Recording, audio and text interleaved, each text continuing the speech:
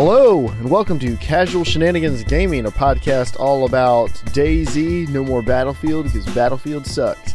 It's also about Arma, and all the other stuff we want to talk about. And all of Joel's crap. And I am one of your hosts, Germ Gaming, and tonight we have a much more stripped-down podcast that should go a lot smoother than last week. I am joined by my co-host, Dave. Hey folks, I am Dave, also known as the not-so-evil Evil Viking 13 and stuff. And we should be joined by Joel at some point once he's done rolling around in all of his Kickstarter money. And we'll give you more... Scrooge McDuck. We'll give you more information, or we'll let him tell you about that when he gets in. Yeah, he's pumped. 1, 2, 3, 1, 2, 3. So we're going to start with the news, as we always do. Okay. Except when we don't. Well, yeah, we most of the time. So CES just happened, or is happening this week. I'm not sure if it's over, but while you're listening to this live, it'll probably be over by the time you hear the recorded one. I think so. But CES is the Consumer Electronics Show, and it's where a lot of hardware manufacturers roll out all their cool new things for the new year. And it was this week, and there's been a lot of really cool stuff that's been announced so far. So hold on, I'm bringing up my list here. Okay, so this one's kind of dumb. Velocity Micro. Oh, hey Joel. Hey guys. Surprise, what's up? Joel. Are you recording? I am. Cool. Okay, we had just started. Drill. I'm about to start the news. So, Velocity Micro makes pretty nice custom built PCs, but they're going in a weird direction here. They're rolling out what they're calling small block desktops. Small block, like referring to a small block engine from muscle cars. They say they're built around the Mini ITX platform and intended to conjure up images of compact, envy-inducing V8 engines of classic muscle cars. Cringe. Yeah, so that's really all we know about that. But don't worry. Go ahead. What? Well, our favorite official boutique PC builder of the podcast, CyberPower PC, has announced a new desktop. Would you like to guess on some possible names? Oh no. Titan Mega Extreme Edition HD 4K. Nope, that's not it. To the max. There's so many bad names though. Came up with, stop it, my head! Okay, Joel. I'll just tell you. It's called the Fang Battle Box. What? Oh, what? No way. Yep. I say this every time, but are you serious? I'm throwing this in chat. It's got a handle like a suitcase. It's an actual PC in a box, like a suitcase that you can carry around with you. Oh, gross. Oh, I love them. Don't ever change, CyberPower. How much does that thing weigh? I wonder. Like, that's like a weapon. They're not going into a lot of details. Hey, Ultra Grunt, welcome to the podcast. Okay, actually, I kind of like that. the design, horrible. Okay. But now that I edit a lot, and sometimes I want to take my project with me, like to friends' houses to like work on it. Well, and no, edit see, together they make stuff. computers with screens that fold down on them called laptops. That's just a desktop. You still have to bring everything else with you. Well, it'd be kind of cool if you could buy it if you were doing a lot of like, I don't know, on site where you build a couple of those and they can easily move around. But yeah, laptops. But again, for the price, why don't you just get a nice laptop? You can swap out a lot of the parts in that, so I guess that's something. Yeah. Design-wise, I do like the concept of a portable suitcase PC. A few companies have done like, the cube, like LAN gaming PCs and stuff like that. But why do they always look like these gaudy LED-ridden? Because they think that's what people want. Dude, that's what PC players want. Realistically, no, that is really what they isn't. want. Yes, That's what you every guys PC are amongst the minority, I think. No, dude. No. See, Joel, listen. Wait. I got this first. You got this. Tag in. All right. High five. Let's go. All right. I got this first. Every PC gamer is true, Joel. Like their first PC, everyone blings it out the first time. Yep. Like these LED, like my fans, they gotta have LEDs in the fans. I had 8 fans, all blue LEDs. You gotta go to like the custom sites and get like the strips of lights and all that. Everyone does it for the first time. Oh, I know. And so that's why. It's the first time newbies. Then 8 months in, you're like, I made a huge mistake. And then after that, like you go, like mine is brushed aluminum and brushed steel, and I love it. Imagine this suitcase PC with like brushed aluminum and like the black plastic around the edges. Like, classic. Hey, okay, Dave, can you turn your camera down just a little bit? Oh, I can't stand it. The director in me is like, just tilt it a little bit. He's following the rule of thirds, Joel. He's in the bottom third. Yeah, I'm just gonna be like this. Just like this the whole time. Hey guys. Like just there, just evenly frame it. Perfect. Are you enjoying my wall hangings, Joel? I am. Look, art. Now, see, Joel, notice the director and me. I have carefully framed the image so that you get just a bit of the top of my head with my antenna poking up from my A50s. The margins on those pictures aren't even. That was how I was required to frame them for class. It's required. All right, sure, yeah, whatever. Sorry, no. The professor made me do a bad job. 2/3 framing. 2/3 framing. That's a thing. Hey, high five. Yeah. I got great grades on all these photos. Wait. What's 2/3 framing? This sounds like a really lazy excuse that someone dreamed up at one point. Instead of centering the photos on the what's the board called? The mat board? The mat board, yes, thank you. Uh-huh. You had 1/3 of the space of whatever it was on the top and then 2/3 in the bottom.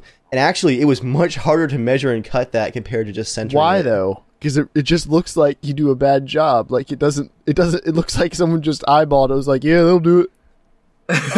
Well, if you look, they're all the same. They're all even across. That's true. I just don't understand. And it's hard to tell my crappy... That'll do it. It's also hard to tell on my crappy camera because they're black and white photos on black mat board, so you're not seeing like the straight edge that you can't hear. I'm sure the overall effect when it's not in super compressed standard definition, I'm sure it's better. But I just realized that I motioned with my hands to describe all of that, and all you can see is the top of my head. You can go ahead and bring that camera back down if you want to. That's better. Anyway, moving on. Hey, now you can see my bucket of empty brass behind my cleaning table. We can just stare at Joel's art on the wall. I call them blue and red. Okay, so Gigabyte. They are pretty cringy in a lot of things. They have their Aorus line, which I don't hear. You guys, let me read some of the brand story of Aorus. They have their own website. This is Gigabyte's gaming stuff. Inherited the legacy of an old breed of board games we set on the journey. Led and driven by the gaming nature in our blood, we made our way here. As told by our great ancestors, victory for generations fails to those who are watched over by Horus. This isn't even grammatically correct. The bravery and wisdom inherited by pharaohs for generations now revives with Aorus. Do I need to keep reading? I think I just like cringed inside of myself. Like I folded down inside of myself briefly. So anyway, there. So that's Gigabyte's gaming stuff. But they've come out with their, I believe it's their first gaming laptop. It's called the X7. So kudos on not a terrible name. What's cool about it, it's very, very thin. It's 0.9 inches thick, which isn't like Ultrabook thin, but it's really close. Yeah. And it has two GTX 765M GPUs. It has actual SLI. Nice. They That's say it's not the bad. thinnest and lightest SLI laptop in the world. It's 0.9 inches thick and 6.39 pounds. Now, 6.5 pounds isn't super light. But they say it's a third of the height and 2/3 of the weight of any top-tier gaming laptop that has a single GTX 780M. And the implication is that the two 765Ms in SLI are much more powerful than a single 780. Full HD 17-inch display, 32 gigs of memory, up to an Intel 4700 processor. You can get SSDs, everything else. So anyway, price range will be $2,100 to $2,800. Wow. That's not too bad. So Oculus, creators of the Oculus Rift, they have announced the Crystal Cove prototype, which has positional tracking, and has OLED. So this would combine like Track IR with with the Oculus Rift, which could be absolutely amazing. But it's still in a prototype, just like the regular Oculus Rift, which isn't technically released yet. So, don't get super excited about it. But it's possible that could be something really cool when and if Oculus Rift ever actually comes to stores. Okay. And then we have PlayStation Now. Joel, are you excited about PlayStation Now? I am. Yeah, I am. Really. Because PlayStation Now that means I can play of Fallout 3 on the Vita.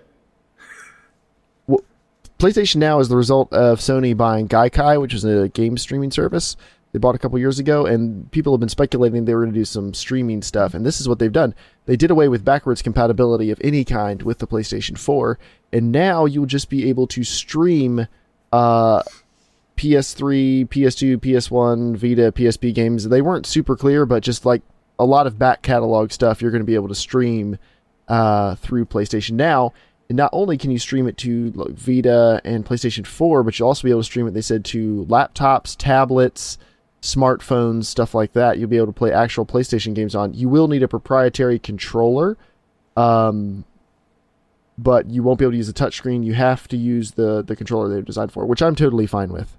I don't know about you guys, but I am curious to see if it works well, because did you guys ever try OnLive? I tried it once. It was terrible. But Same I did here. try it at my school, and the Wi-Fi there is not very fast, so I don't think I got a very good taste of it. I think the same here. I tried it when I had DSL, and it didn't work that well. The latency and stuff was just pretty crappy. So maybe internet infrastructure has gotten good enough that it's actually something they can do now. They say you will need a 5 megabit connection. So we'll see. What does that mean in megabytes? Because I always get confused with that. Because the rough way to keep track of it is there's 8 bits in a byte. So let's say you have an 8 megabit connection. That's 1 megabyte per second. And if you're wondering why don't they just measure it in megabytes, it's something fancy to do with throughput, and they measure them differently, but that's pretty much what it works out to. So if I you can have download it like 2.2 megabytes a second. Then you have like 16 to 20 megabit internet. Yay, I can do it. Yeah, it's not bad. So, I can download it like 16 or 17 megabytes per second, I'm just saying. But anyway. Y'all rich in your trailer with your fast internet, just thinking you're all better than all of us. I can take my house anywhere I want. Well, yeah. I have no Everyone's water. got no water but fast internet. Yeah. So anyway, that's PlayStation Now. And then we have 4K televisions and monitors. So I got really excited because Dell announced a 4K monitor for $700. And I was like, oh yeah, this is going to be awesome. Well, it's not as awesome as I thought it was going to be, because it's at 4K, it's only 30 hertz. And to go to 60 hertz, you have to go down to 1080p. So for gaming, it is a expensive 1080p display. That's dumb. Oh, man. It's a cheaper panel. What it probably is, a lot of new 4K displays are actually taking 2 screens and running them side by side in one container. So like Windows almost sees them as 2 screens that you're stretching across. That's what some of the cheaper panels have done. I wouldn't have thought Dell was doing that. We don't know for sure, but it seems like that might be the case. But Asus, good news. Asus has released or unveiled their 28-inch 4K gaming monitor for $800, only $100 more. It's the next cheapest. It is, let me see. It's going to be 60 hertz, 4K. It is a TN panel, not an IPS, but it's a really good TN panel. 1 millisecond response time, et cetera, et cetera, et cetera. So I am really, really thinking about getting one of these. Not for gaming necessarily, although that'll be a nice side benefit, but I would really have to knock my GPU horsepower up some to make that happen. But I am more excited for work, for layout work, for crispness of text, like small text on the screen, for photo editing, video editing, stuff like that. Photos are going to look amazing. Well, what do you guys think? Is it supposed to be kind of like a Retina display, basically? Or that's like it's not just a lot of pixels, it's a lot of condensed pixels. It's a lot of density. A 28-inch 4K display will be around 157 PPI, points per inch. That's compared to like my 23-inch 1080p display is something like 105.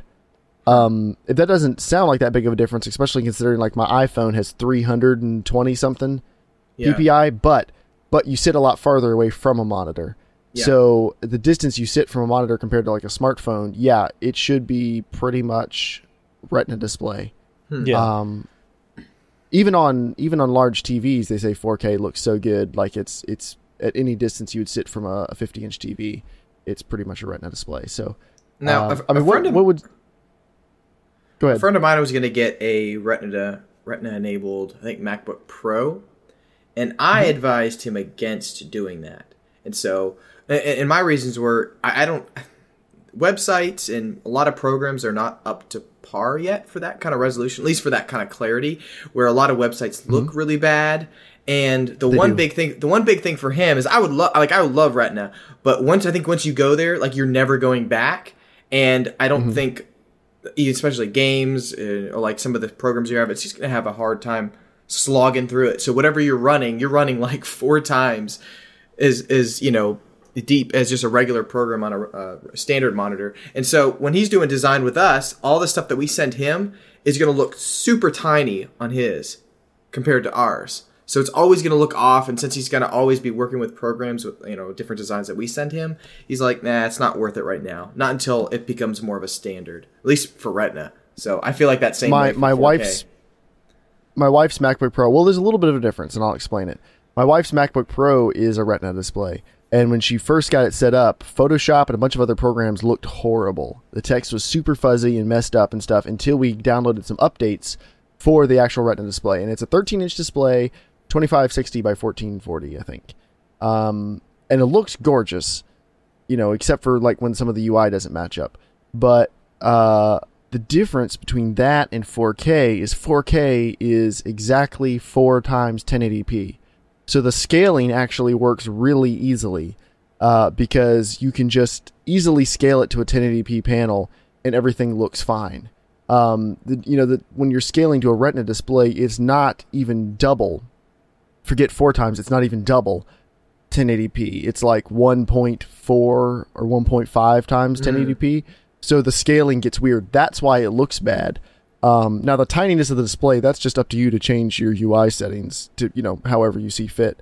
But that's the problem you would have with like a Retina display that you wouldn't have with 4K. Supposedly, people who have them and use those monitors already say that it looks great. And that's not really a problem. So it's the type of thing you are taking a little bit of a chance that one of your favorite programs might not work well with it or something.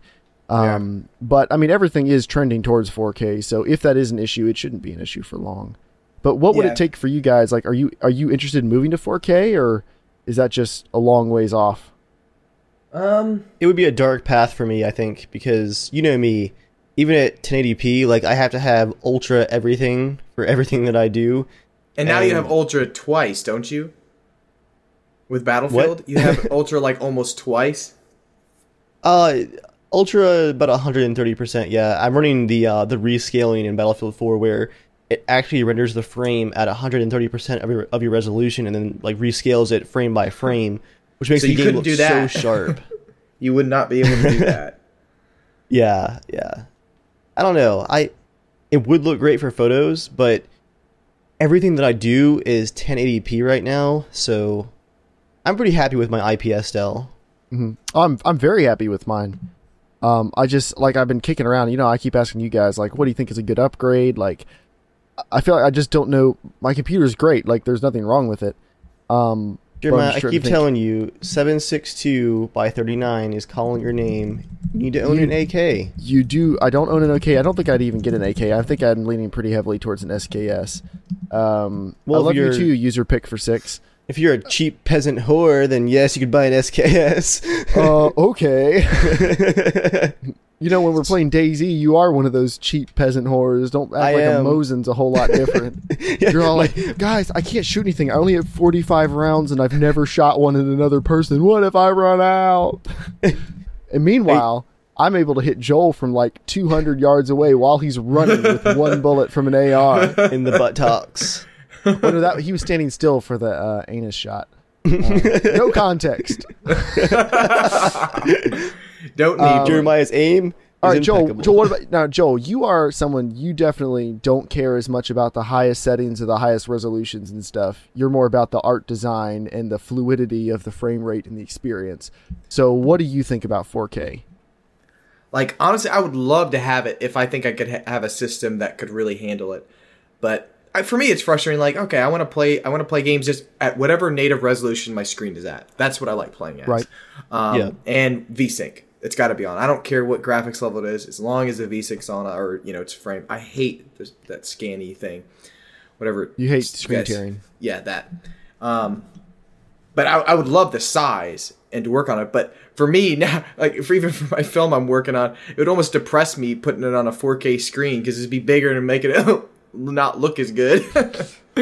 But well, I think I'll probably move to 4K once I start. No, keep going. I interrupted. Sorry. I think my internet's lagging a little bit behind you guys'. Okay. Yeah, I think it is. I'll definitely upgrade once the prices go down a little bit and cameras start being meaningful in 4K for consumer. Like right. What was it? Sony came out with a 4K camera. Woo! Like Canon has their 1DC. I mean, it's such a waste. It's such a waste. Like, yeah, you're getting a 4K on a tiny little lens. I mean, it's not better than an iPhone. Yeah, there's smartphones. Isn't it the Galaxy Note 3 can shoot 4K video already? What a stupid thing. It's so stupid. I had a friend I was arguing about this with the other day because he's like, he would not take his smartphone off of 1080p video recording. He would only record home videos on 1080p, and I was trying to explain to him, like, this looks like absolute garbage. The sensor is tiny, the lens is tiny, it doesn't matter how many pixels you have on it. All it is going to do is just make it bigger. So noisy. Yeah, so I don't, 4K is probably, it's, thanks for that link to that gun, Dave. It's just for you, Jeremiah. Yeah, 4K is going to become an annoying buzzword, I think, because it's so easy to say. It's such a short word that as soon as it hits mainstream, there's going to be 4K everything. And just like with high definition, people aren't going to be able to appreciate it. People will be watching like 10 megabit per second crappy internet streams of 4K, being like, "Oh, this is the future." I think for a computer low screen resolution. Yeah, go ahead. I was gonna say for a computer screen, I don't really care that much about 4K right now. But for an HD TV, I would love to have that, at least maybe in a year or two. You'd be interested. Vizio has announced their 4K TVs. The 50-inch is going to be $1,000. There's like a 65-inch. It's like $1,500. I think there's a 40-something inch for a little bit less. So we don't have a TV right now. We're using an old computer monitor as a TV. So once we move into our new place later this year, we're going to get another TV. So instead of spending like $700 on a 50-inch LED 1080p, why don't I just spend $1,000 to get 4K? Like there won't be a ton of 4K content yet, but I can probably stream Netflix in 4K on a home theater PC, which I will be building. Yeah, that's true. Although I'm probably going to wait a little bit longer because they're going to probably update the technology and it's going to become like I have a feeling like they're not going to be as bright as like the ones that come along later or some kind of thing, or it's not going to last as long. That's what I'm wondering. I'm really curious to see some reviews. Like the early buzz from looking at it in CES is a lot of journalists are really excited. They say they look absolutely beautiful. Yeah. So we'll see what they look like once you get them into an office and start working with them. But the biggest thing I'm concerned about is color accuracy. Yeah, I recently purchased the Blu-ray of Lawrence of Arabia. Not sure if any of you guys have seen that. But I never have. It's one of my favorite movies of all time. I think probably, if not the best. It's between that and 2001: A Space Odyssey. And both of those films on Blu-ray are just absolutely mind-blowing. And for Lawrence of Arabia, they had a restoration process, and they did a scan for 8K on that film. And I'm like, I read about that. Wow. Yeah, it's incredible. And they zoomed in on it, and they showed how clear it is. And they said they pity the people watching this on Blu-ray. I was like, and it looks phenomenal. I was blown away. I was like, oh my word, I've never seen something so amazing. I want to see the next Planet Earth shot in 4K. Oh, I would buy a TV for Planet Earth 4K. You just put it in. Well, that's when I first got something like a HD TV and my PlayStation 3 to play Blu-rays. like that was like the first thing I got. I got Casino Royale on Blu-ray, and I got Planet Earth, and it was just so amazing. Can I tell a really funny story about Planet Earth? It's just is actually really good. So my buddy Sean, he has Planet Earth, and he just bought it. You've heard this one, right, Dave? Have you heard this one? Yeah. So he's watching Planet Earth, and it's at the it's in the ocean in Wales, talking about mating and everything. It's like, ooh, you know, and Sean was like, I hear different noises above my room. Because he just moved out in this kind of seedy apartment, really low, just really, really cheap. And his ceiling was definitely shaking and hearing lots of noises. and right during the scene, so he takes his headphones and he slowly puts them over his ears, and he's just like listening to was it Richard Attenborough that does it? I forget who does the voice, the narration. Yeah, it's like, yeah, I believe watch so. as the whales mate. And he like clicks pause and he like turns it off and just goes like this and starts crying. It was so funny. He's like, it was the worst night of my life. Neighbors are mating. Oh, it's awesome.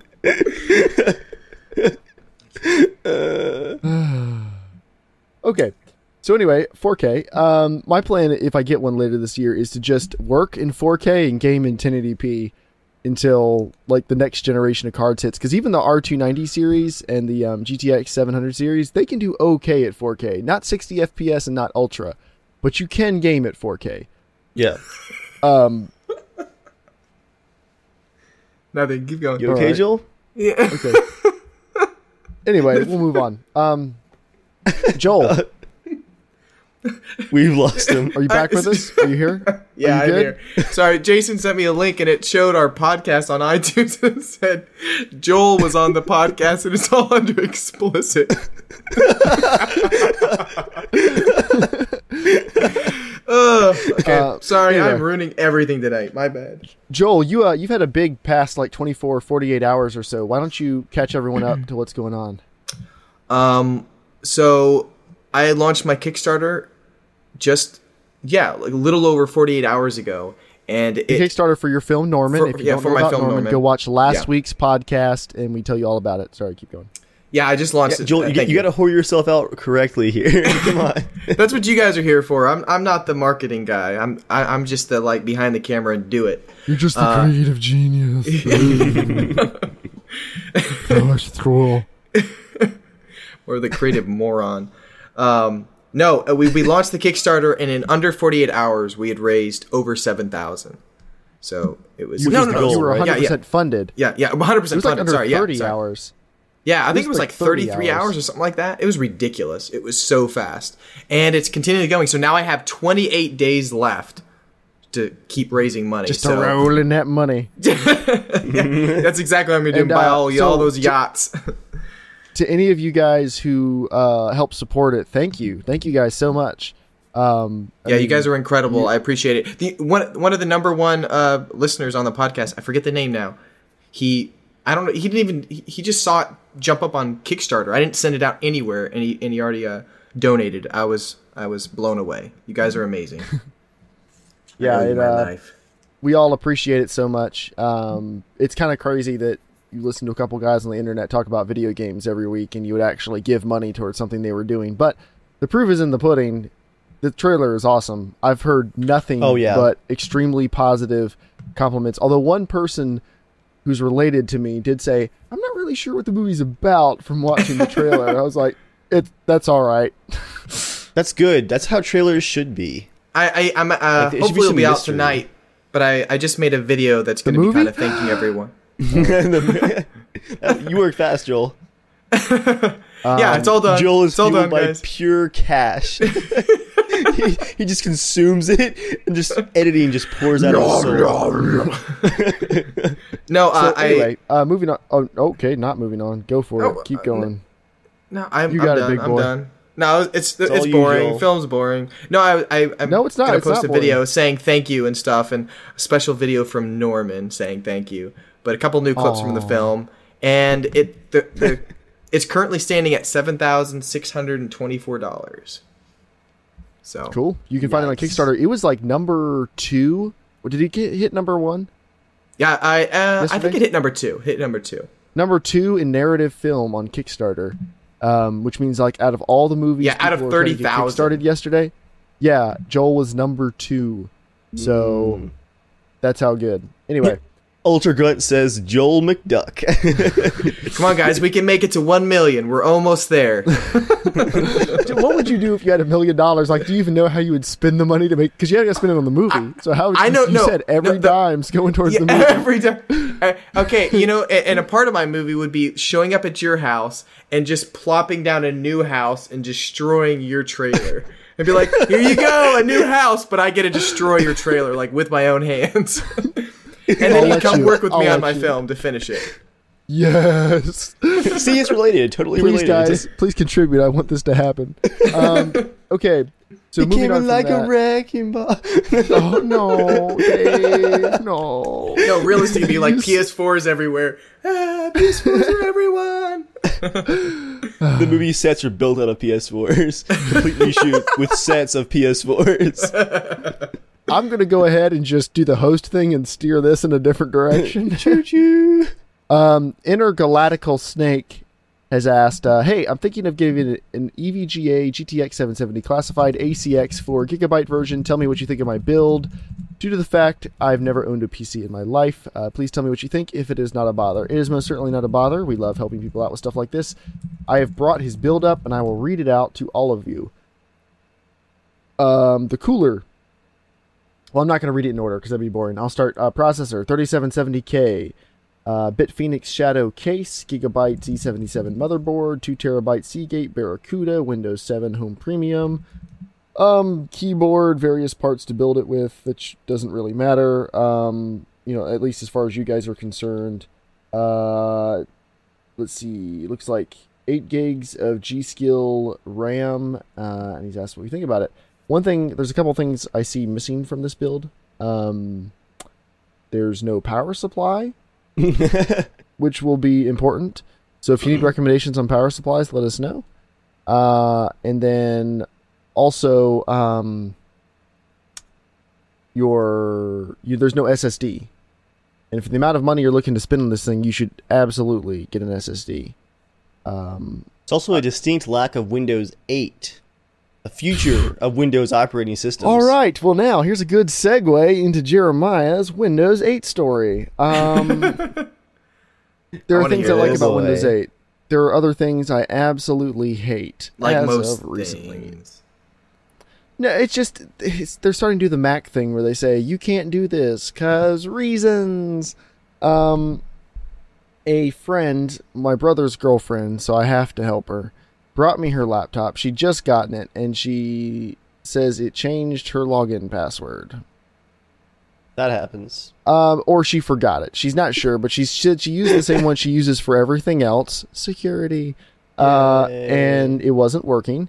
And she called the manufacturer, I think it was HP, and they were not helpful, unsurprisingly.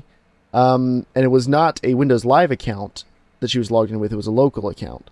So I'm like, okay, no big deal. I'll do a password reset. I've got one of those fancy Geek Squad discs you can get online for free that you can boot off of and just wipe a password. I was not worried. Well, her computer doesn't have a disk drive. Not a big deal. A lot of new computers don't. So I was like, okay, well, I just need to boot off of a USB drive or boot into Windows Recovery. Well, Windows 8 cannot use those little wiper disks. You actually have to do it in the Windows 8 command prompts. And you can't get to the startup recovery command prompt with administrator access unless you boot off of a disk. Well, obviously there wasn't a disk to boot off of because there wasn't a disk drive. So you could make a USB drive, but to download an ISO for Windows 8 from Microsoft, they make you have your serial key. And there was no serial key written on the outside of this computer. I guess it's on some of the packaging she got with it or something, but normally the computers have the sticker on them. No sticker.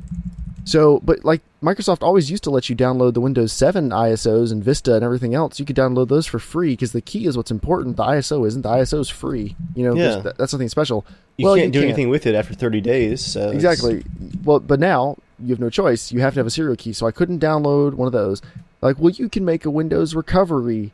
You can make a recovery stick, like a USB stick that's a recovery stick, but you have to do it from another Windows 8 computer. So fortunately, I had a Windows 8 laptop. I was able to make the recovery stick. And then the password reset process, because I didn't have a disk to boot into and didn't know the password. It'd be a lot easier to reset it if I knew the password. Go figure. I had to boot into a command prompt and then copy the command prompt exe using command line prompts. Like there's no file browser at this point. I had to copy the exe over top of the ease of access program. Ease of access is for people who have hard times reading or seeing. It can like read the words on the screen to you and stuff. And that's accessible from the login screen. So I had to copy the exe over it. So when I booted the computer up like normal, you click the ease of access button and it pops up a command prompt. And it doesn't know it's not supposed to do that. And then I had to use a net user wipe to overwrite the password and then undo everything. So it was like an hour and a half process just to reset a password, just because they wouldn't let you they just wouldn't trust you. It was all like, let's hold your hand and not let you get into any trouble. And it's so frustrating. Man. Anyway, that's my rant. Never mind. You see now, Intergalactical Snake, you do have a Cooler Master Silent Pro power supply. Cooler Master's okay, but look at something from like Intermax or Seasonic or Corsair or PC Thermaltake. Thermaltake. Cooler Master's okay, but they're not really the top of the heap. And for what you're spending, you should get top of the heap. And you should also get like a 240 gig SSD. I'm actually going to step in right here and disagree and stand up for Thermaltake. They're Thermaltake's amazing. Awesome. They are. I didn't disagree. I said get a Thermaltake. I should have brought my coffee with me. Thermaltake or one of those others. Yeah, Thermaltake's great for power supplies. A quick Thermaltake power supply story. My 850 watt has now powered 4 different builds over the last 6 years. My 850 watt, including the build that caught on fire, and it's still going. That's the same thing with my Corsair 650 watt. I haven't had anything catch on fire, but yeah, that thing is still going strong. I'm all about high quality power supplies. My power supply is now by far the oldest thing in my computer. Oh yeah, so the only other thing I see wrong with your build, not wrong, but that you could change, is the EVGA GTX 770 classified ACX 4GB. I have the exact same card with the 2GB version. Unless you're going to game in 4K, you do not need the 4GB version. The 774 gig versions are total wastes, especially for $540. I don't know. Oh, this is Australia. Never mind. I just saw the thing at the top of the screen. It's really just not needed, though, because what happens is that the memory is great, but the card does not have the bandwidth to fill the memory. Right. And you're just not going to see the usage unless, if it was like a Jeremiah Titan, said, like the Titan has 6 gigs of memory, and that's a little more reasonable. Yeah. But the 770 isn't that fast of a card that it needs 4 gigabytes. I mean, I had a 7950, which is actually about as fast as a 770 once you overclock it, and it had 3 gigabytes, and it never filled up the memory. So definitely swap that out for just a 2 gigabyte version of the ACX. I'm very happy with my ACX. The performance isn't incredible. It's just pretty normal 770 performance. Have you guys tried the 78 so far? The 789 TSX? Sorry, I don't know anything what you guys are talking for a second. Sorry, I don't know any of you talking about, guys. So I was just like, I got nothing. You guys are so knowledgeable. Thanks for chipping in. Thanks, console player. I got emotions and controllers. I like this, Joel. Goldar's Golden Pot in the comments says you should spend your spare Norman $1 million on more ice cream sandwiches. Oh, so many. That would be great. Okay, so now we're going to talk about something else that was seen at CES. Valve had a big press conference where they talked about Steam machines. They have 14 people making Steam machines, which is cool. So we're just going to run through them and then we're going to talk about them.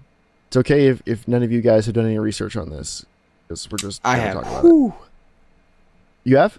Mm-hmm. I actually have. I read about it. I can't give you specs or nothing, but I read about a bunch of them. Okay. Alienware. Alienware's, they're not telling you anything about it other than it looks like kind of like an Xbox One with an Alienware logo on it. They won't tell you the price. Anything else, I'm guessing it's going to be overpriced because it's Alienware. Probably, but it is one of the best looking, I think. It is, because some of them did fall into the trap, the first PC trap. Which is weird to have Alienware be like the more subtle and toned down version. Like, that's unusual. Alternate has built one that looks like a home theater subwoofer. And it has an Intel i5-4570, a GTX 760, 16 gigs of RAM, up to a terabyte of storage. It's $1,400. That's not that great. CyberPower PC. Theirs is $500 and up, but their first configuration is $500. They haven't given us a crazy name yet. Oh well. It has a 3.9 gigahertz A6 CPU from AMD, a 2 gigabyte R9 270, 8 gigs of RAM, and 500 gigs of internal storage. If you don't want AMD internals, you can get a 3.5 gigahertz Core i3 and GTX 760. Now, they don't give you the prices for some of the upgrades and stuff, but an R9 270 is the cheapest option for the $500 rig, and an R9 270 is a good card. That is significantly faster than the cards that are in the Xbox One and PlayStation 4, or the equivalent. So for $500, that's a pretty good deal. That's going to be a good gaming computer for $500. Yeah. The Digital Storm Bolt 2. This one has a 4770K, a 780 Ti graphics, 16 gigs of RAM, hard drive and SSD, and it's like $2,500. So, yeah. Gigabyte has the Brix Pro, which looks like a really ugly GameCube. It has a 4770 CPU and integrated Intel graphics. So, yeah. iBuyPower has a $500 rig with an R9 270 and CPUs from AMD and Intel. They don't tell you how much. 8 gigs of RAM, 500 gigs of storage. That's pretty standard. Yeah. And that's a pretty good looking case, too. It looks kind of like a really sexy next-gen Wii. The Falcon Northwest Tiki is $1,800 to $6,000. And it's got the normal Titans and everything like you would expect. Material.net has made one that looks just like the alternate case, and from this angle it kind of looks like a mini fridge. A lot of normal stuff. Next, which I've never heard of before, they have a Steam machine, also GT760, yada yada yada. Origin has one. You can get up to 2 Titans in Origins, which is kind of cool. 32 gigs of RAM, 14 terabytes of storage if you want it. So Origins is going to be pretty high end if you want it. Scan. All right, Scans is pretty cool.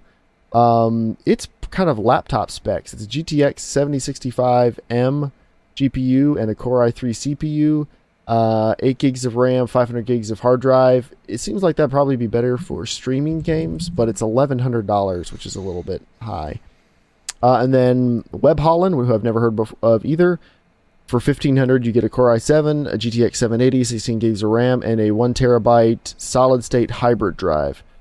And then Zotac has a $600 one that they won't tell you anything about other than it has NVIDIA GTX GPU and Intel CPU and some storage and RAM, and it is absolutely tiny, and it's $600.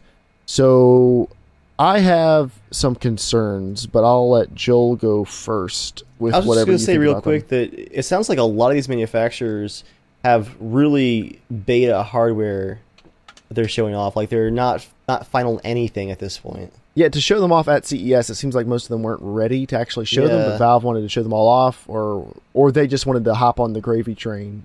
I think that's probably it, yeah. I doubt Valve would be like, you have to bring yours right now. Everyone was probably like, well, I want in on this publicity. Yeah, I would agree with you guys on that. Here's my big concern. I didn't hear anything that made it sound like they're doing anything to make people understand what these are and why they're different. I think it's like the way they've introduced them so far, it seems like it's just going to be enthusiasts who could already build or buy their own computer just have another option that comes preloaded with Steam. The Steam OS. That's all these really seem like. And we know the Steam OS, I mean, the Steam machines, they are PCs. We know that. But my hope was that manufacturers would come out with like the Alienware Steam Machine 1, or like the SM1, the SM2, and the SM3 or something. Like a real simple, you could walk into Best Buy and see a kiosk set up with a Steam controller and a couple really simple configurations like a 500, 1000, 1500 configuration. Something really easy that people who are thinking about buying a next-gen console would actually look at and go, I can't find a PlayStation 4 in stock or something. I'm not sure if I want to get it. All right, I'll go ahead and, this looks like a good alternate. Yeah, no, I agree with you. I had talked with James. We were looking through them, and we were both kind of pissed off because I was really excited about a Steam machine in the sense of, we play all our PC games, but I'm like, it would be fun to just have a small one down by the TV that, is just small form factor and it's decent power. And in one of the original articles that I think Gabe was talking about is they were going to come out with 3 models, or they had 3 different price tags for like Steam tiers. boxes. Tiers. And I really thought it was going to be, whether or not it was by them or by someone, but they were actually going to have, because he said they were talking about doing something like a Google I forget it was Google TV or whatever it's called, like a little $99 device that you just plug into the back of your TV. For streaming. It streams from your computer. Then you have the $500 one that's like the console level version. And then you have the Extreme Edition that'd be $1,200 or something. But now looking at this, I'm like, it's no different than what PCs are now. It's just pre-built PCs, no different except for the OS. But no one else. And a lot of them have slimmer form factors. Yeah, they have slimmer form factors too. But now the reason I think why you're not seeing that streaming only box is Valve said that streaming only box would be awesome, but they're looking for native SteamOS support for games. That's their priority right now. So it sounds like the streaming boxes could come later. I mean, they said they want to have them, so maybe they'll be coming later, but for right now, that is not their primary goal. Yeah. And one thing that frustrates me is, and the reason why I do go with console sometimes, is they have a lot of years behind it. They're trying to make it very quiet. It's supposed to work in a function in a specific manner. But now, so what I wanted to get a Steam machine. It was like, they're going to make a specific thing that's like a little bit more easier to just upgrade, or it's supposed to be at a set kind of graphics level, so you're going to be having some really good graphics, and it's going to work right off the bat. But now I just feel like it's just going to be one of those kind of hacked together computers that probably are going to be pretty loud as you put near your TV. Like I don't really trust that they're going to make a really quiet, no LEDs bursting your eyeballs right in front of the TV everywhere, And that's what I like about consoles. They try to keep it. It's supposed to just blend in. It's supposed to blend in. But with PCs, it's all about... Yeah, exactly. Yeah, so... Yeah. I think they're going to hurt... I think they're going to hurt... I don't know. I just don't think you're going to find many people going, what's the difference between a PS4 and that? I'm like, I don't see any difference. This one looks even bigger than a PS4. I don't want that. Right, the difference would be if you're going to... But, most people who aren't into gaming aren't going to be buying desktops in this day and age. Like, a laptop makes sense for most people. Yeah. The only reason to really have a desktop is if you need, if you need the extra horsepower that a desktop can let you have, because you can only get a laptop up to a certain amount of heat and speed and everything for it just can't handle it in the form factor. So that's why people get desktops. So for this to really be better than a desktop, quote unquote, for people who don't know much about it, you would have to, I just don't see the magic thing that's going to make sense to people that would make them want it. Because reading this, I don't really want any of these that bad. Like, they're just a computer in a smaller case. And some of the cases aren't really that much smaller. Yeah. And a lot of them are quite ugly. A lot of them are quite ugly. Granted, this is under ugly CES lights, and these are prototypes, and I think Gigabyte was the only one I think that looked fairly interesting, except it was still kind of big. The Bricks Pro? No, that's tiny. Theirs looks like a GameCube. The iBuyPower looks cool. I guess the image I PC looks cool. And then what was it? I think did you see Razers? I did not see Razer. I think don't see that. I have that in my list. It might not have actually been a Steam box. It might have been just another small form factor. Okay. But they had a really interesting way of putting the PC together. It had no outer case. It was almost like it's almost like a little shell you'd plug it into, almost like a drive bay, but each one kind of slipped in. The Razer Christine concept, is that what it's called? That was really cool, and I'm waiting for them to finally kick PCs up a notch and try to come up with a new form factor than the same old. Yeah. Well, you say same old, but the same old has changed quite a bit. I mean, you can build a PC into all kinds of different shapes and boxes and configurations now. So I wouldn't say giant rectangle. Same old. No, you can get lots of thin. That's just my PCs, Joel. Yeah, I mean, there's a lot of options, but I don't know. I still don't. I don't get I don't see anything about these that makes me think that they're special and different. So I guess I'm curious to see what they do, or there's also always the chance that they'll just say, hey, you guys do whatever you want. If the machines fail, who cares? I did like someone asked Gabe Newell if they were hoping to like compete with the Xbox One and PlayStation 4 in market reach, like number of units. And he just laughed. He was like, they've got to compete with us. He said, they've got to catch up to us. We have 65 million registered users. You know, but you know, he's been a little bit flippant. Gabe Newell swag. Because a lot of those can't play new generation stuff. There's a lot of people just rocking Counter-Strike from 2004 on old computers. The laptop install base on Steam is like so ridiculously huge still. Yeah, but that's just, I mean, but he is right. They have 65 million registered Steam users, and they'll run like 6-7 million people concurrently. Yeah, which I bet most consoles can't compete with. So, you know, they've got a big install base. I mean, the PC is huge. I just don't see that this is going to be a positive next step for them. Although I think SteamOS definitely could be. I think SteamOS could be a step in the right direction. But we'll see. Shall see indeed. And our last topic for tonight is Titanfall. Are you guys up to date with the latest Titanfall drama? I am. Yes. Okay. I'm saying drama kind of sarcastically. It's not really drama. It's the internet as usual, basically. Yeah, they announced in the last day or so that Titanfall is going to be 6v6.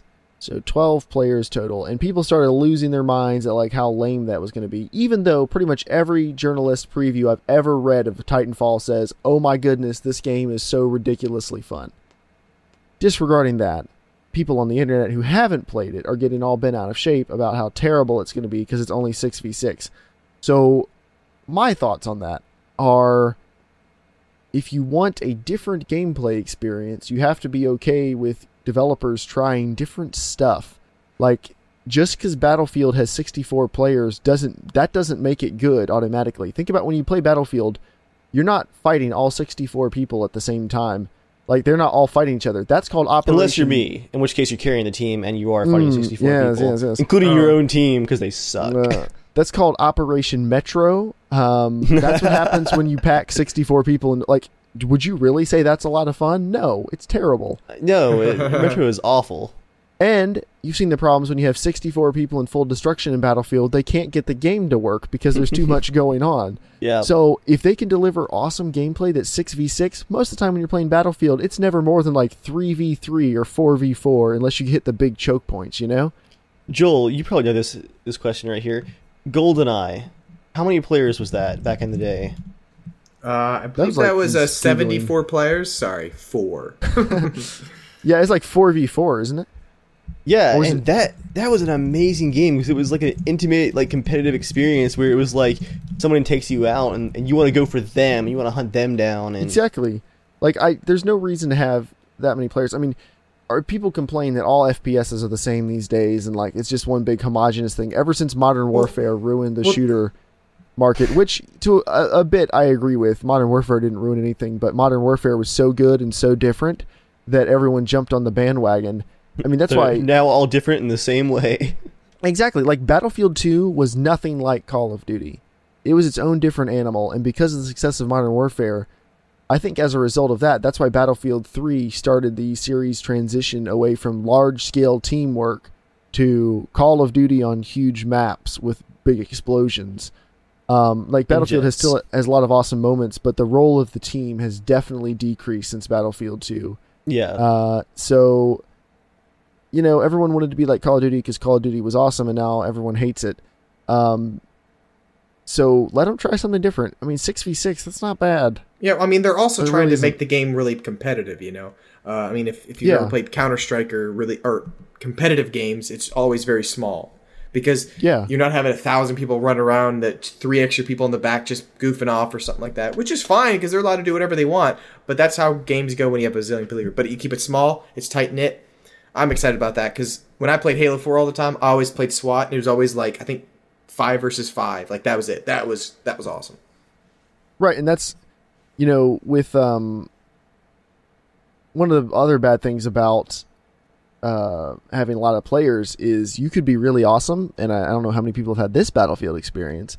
You can be doing an awesome job, and your team could still lose by 300 tickets. Like, you and your squad could be the top of the leaderboards, 50% ahead of everyone else, and your team could still lose because the other 30 people are being idiots, you know? And it happens way too often. It happens all the time.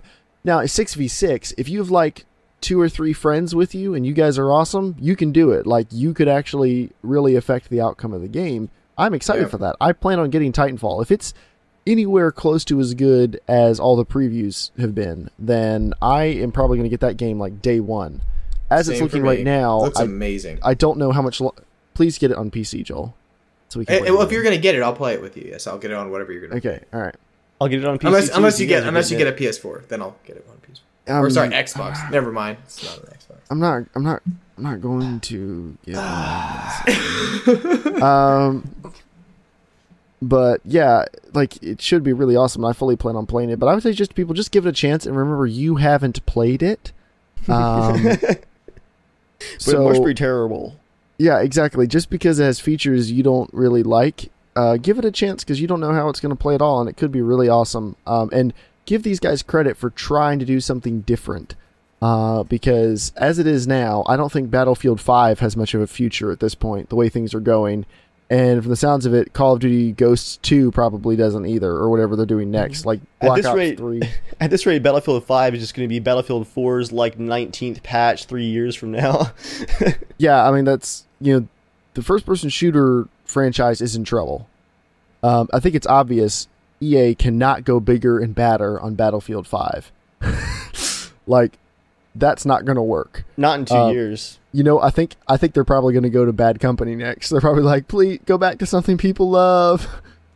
Well, Battlefront's coming out next. Yeah, but they've got multiple studios. Yeah, Battlefront's not coming out this fall. That's it true. might come out next fall. What I would like EA and DICE to do, honestly, is to shelve the core Battlefield title series, like the numbered series.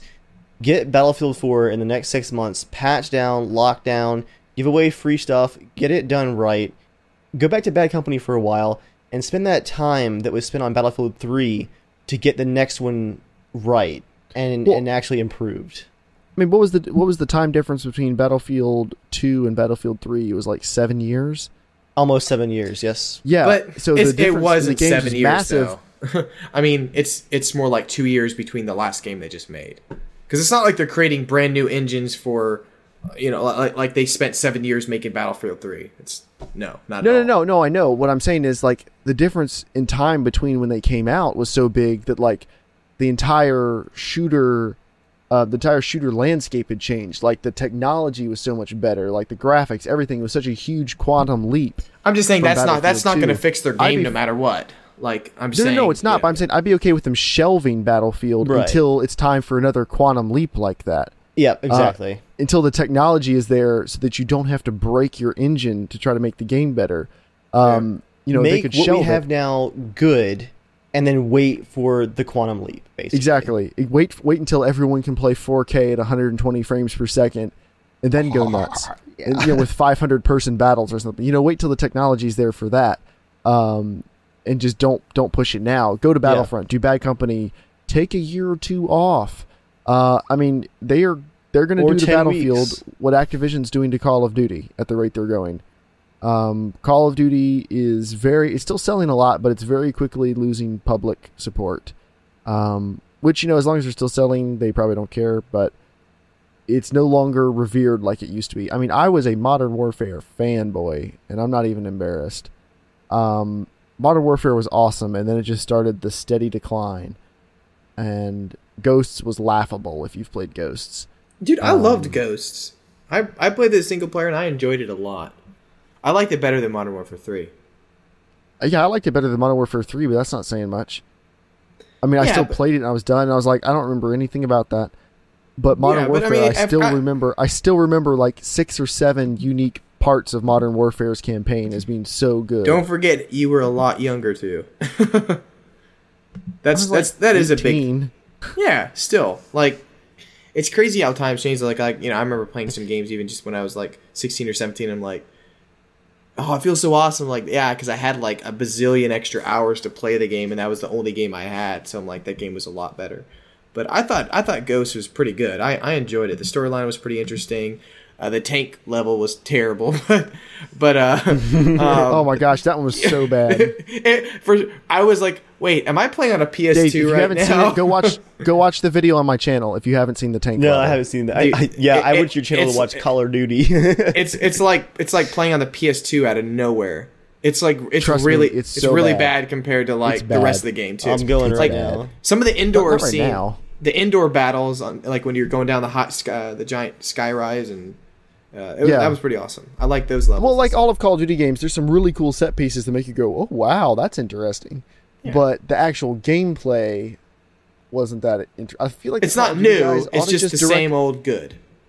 Exactly. They ought to just direct an action movie. Just get it out of their system. Direct an action movie. It'll be a really fun action movie. I will watch it, and stop trying to make the game like that because it doesn't do a good job. But anyway, back to Titanfall. Just give it a chance. All the previews look really awesome. What would you do to fix Call of Duty? What would I do to fix Call of Duty? What would make you actually come back for it? And don't just say graphics, because No, Battlefield I'm not 4 going has to. insane The graphics, but the graphics- game is still not fun for me. No. The graphics don't need changing in Call of Duty. I mean, you could make them better, but that's not what's wrong with the game. I would take 2 years off, go back to the drawing board, and try to... I wouldn't try to force innovation. I would let it happen. Like when Modern Warfare came out, it was so much different. Like, it was so different. Just the idea of a progression system and stuff like that, it changed first-person shooters. I think they need to shelve it until they feel confident that they can really change first-person shooters. Because now the kill streak system, the perks, it's all gotten so confusing. I can't even keep up with how the multiplayer progression system works now. It's dumb. So I would shelve it until they were ready to actually change it. Because if they stopped making them now, they still have enough mind share that people would be excited when it came back. Yeah. But they're not going to do that. They're going to keep making them while they're making money. As long as they can make $1 billion every fall, they're going to make $1 billion every fall. They're going to do the same thing that they did with Tony Hawk. When's the last time a Tony Hawk game came out? Tony Hawk used to be good. Pro Skater 2, Pro Skater 3, awesome games. Then they started pumping them out every single year, and then it went away. That's Activision. Same thing with Guitar Hero. Same thing with Rock Band. That's what Activision does. It's just because, I mean, I love the Assassin's Creed game, and there's a new one every year, and the only one that I didn't like was Assassin's Creed 3. But yet I still finished it. And I'm amazed at them. I don't know how. Though. Yeah, but I don't know how they pull it out every freaking year. It's always like they have a good game. Minus three. Well, I would say 1 was a tech demo, really. 2 was awesome. The 2 after that I haven't played, but from what I hear, it really seems like they're kind of Call of Duty-ish. They're more of the same. They're good. They innovate a little bit. Yeah, they're great stories. It'd be really hard to swallow if you played them right after another, but if you have to wait a whole year to keep playing another game, it was fine. Exactly.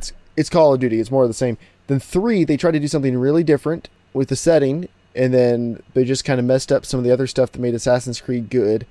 And then for 4, they decided to do pirates, and it worked out great. So, I'd be interested to see what they do next year. Like, they're probably going to string pirates out for another 2 years, I'd guess.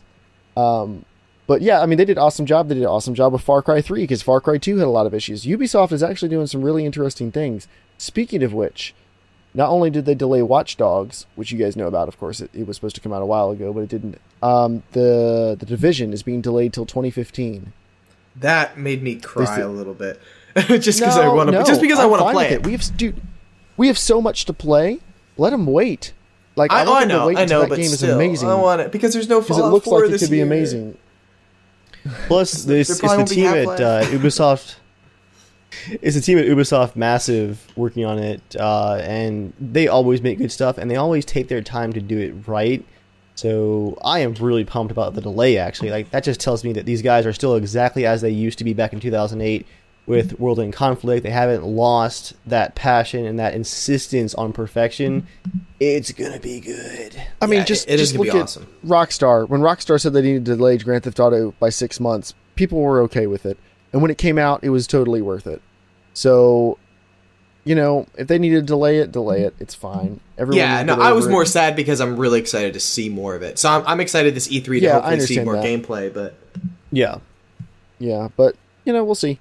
But anyway, that is everything we had to talk about tonight. Unless you guys have something else you want to throw in before we wind this thing down. I want to play some games. Yeah, we ought to do that this evening.